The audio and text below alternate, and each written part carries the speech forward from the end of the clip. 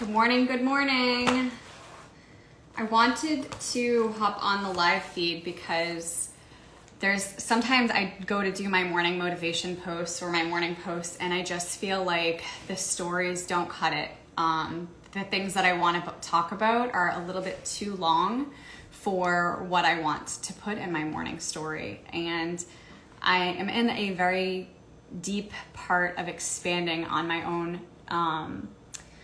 the ways that that I communicate. Sorry, that's my cat.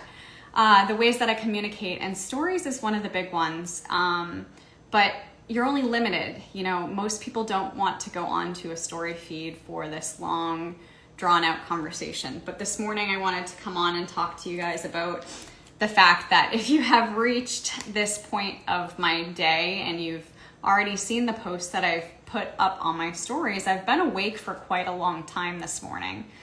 And I'm coming off of this really long path of sleeping in. And I'm a morning person, so sleeping in until, 6, 7 o'clock in the morning, for me, makes me feel like junk.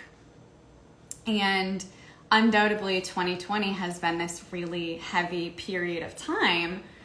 And so we come into 2021 with this level of exhaustion that none of us have ever really felt, whether you consider yourself an awakened soul or not. So I woke up this morning naturally at 3 a.m. Now, a little bit of background for some of you who are like, oh my God, do you ever sleep? I went to bed at 9 o'clock, so that gave me a good 6 hours of sleep. And as you get older, the body doesn't actually need nearly as much sleep. So I say all of this, if you're still following along here, because one of the biggest things that I struggled with during this time was giving myself the rest that I knew I needed. I gave myself the rest that I knew I needed, allowed my body the recharge. But what I failed to do was address the spiritual nature and the emotional nature of what 2020 had really done for me. If you followed my feed, I had a injury in my upper back, in my shoulder area on a rib. And without diving too deep on a topic that I know I'm not even super well versed in, practitioners in America only have one specific modality to which they can address needs. And so I went to the doctor, and while he was able to see the physical symptoms of what was happening, the science and the methodologies that he uses to approach medicine couldn't address what I was actually dealing with. So I took a step back, and I've really done a lot of just self-analysis, reflecting. And it made me realize that in so many ways, I have been asleep.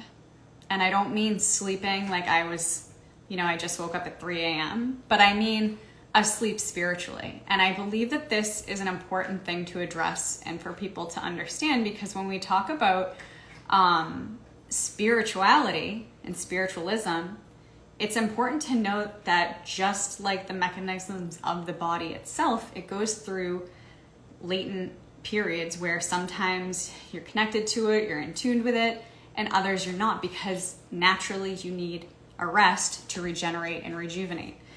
And when we go into the rest period, if you are somebody who sees themselves as awake, and you know what I'm talking about when I say spiritual awakening, it's a struggle to go in the rest period because it makes you feel disconnected from your purpose, from your being. And it's a much different thing than just simply not having a day filled with things that bring you joy. So this morning I did my journaling. This is my book. If you read this, it says, "Quiet the mind and the soul will speak." This journal has been really instrumental for my spiritual development. And I really just want to bring that to you guys, because if you're not practicing spiritual discipline, ways to incorporate understanding the presence of your being in this world, and really kind of trying to wrap your mind around that in a way that is beyond measure, beyond science, beyond things that can be proven, that I would encourage you to start writing and asking and exploring those questions, because the struggle that a lot of us have is that we are formed and constructed and told by measure of society how we ought to be, how we ought to think, how we ought to live, how we ought to feel, things that should be happening to the body versus what is actually happening to the body, things that can be explained, things that can't be explained. And so it's an exciting time for me, because I feel like part of me is coming back into that awakened state and feeling more and more connected to where I need to be. And I say that with a couple things. Like, number one, if you are not somebody who considers yourself a spiritual being, I would encourage you to ask yourself why. It starts with that. The next thing I would do is I would also encourage you to really start creating a practice. Create a discipline just the way that you would doing a workout, your nutrition plan, your schedule for work, the way that you structure your downtime, the way that you structure your family time. Whether we realize it or not, we have these ways that we address our soul, okay? There's things that make you feel good, and there's things that make you feel off-center. And that is coming from a place of right here in the middle, you guys. The thing that cannot be touched actually, which is your soul. So, I want to be able to start talking more about these topics candidly on my feed, because they are things that Alexa, stop. These are the things that are what we should be really touching base with. It's the things that keep us connected when we feel really in a disconnected place in the physical realm of which we live. That's another kind of mind blower, because a lot of people don't take the time to think about where we are. We are in a physical state of existence. Our being is in this physical place. But oftentimes mental health and emotional well-being goes to complete shit because we struggle so much with simply understanding that nature, that of which we are physical and that which is non-physical, which is our spiritual, our emotional, our mental. And a lot of what has to do with that is the physical nature to which we live in each and every day. So I don't want to dive off the deep end. I like to keep these kind of short, under 10 minutes.